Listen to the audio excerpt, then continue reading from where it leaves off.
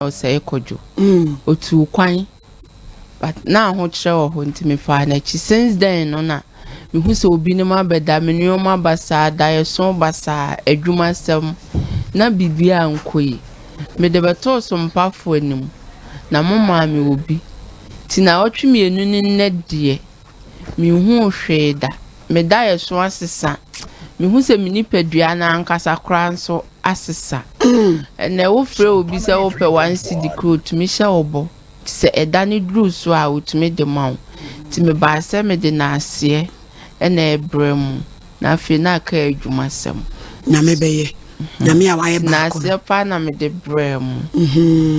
da was nyame nhram to obi okesi asa na abeka doki de me kan say so obi okesi a e ma ne mfa nkɔ ba bia omfa mra Sompa no mo solution ni amwa e de boa obi bia sa ade ni bi beto no ene emo bia obi bia omfa mra na mo betumi aboa ne pakɔ ye da se bebre dokas say wonso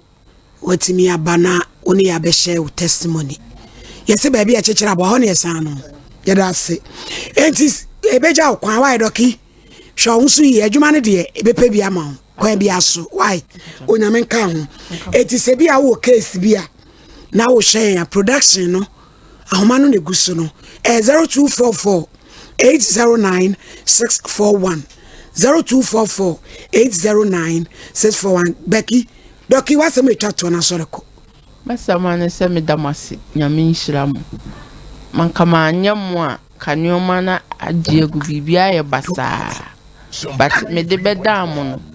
mahye menimunya mama saade ni nyina afrem so ti de me kan se nyame nhyiram yo yedase ntina yebeja okwan why dokas onyame mfa honko bibia ni so a ma yente wonka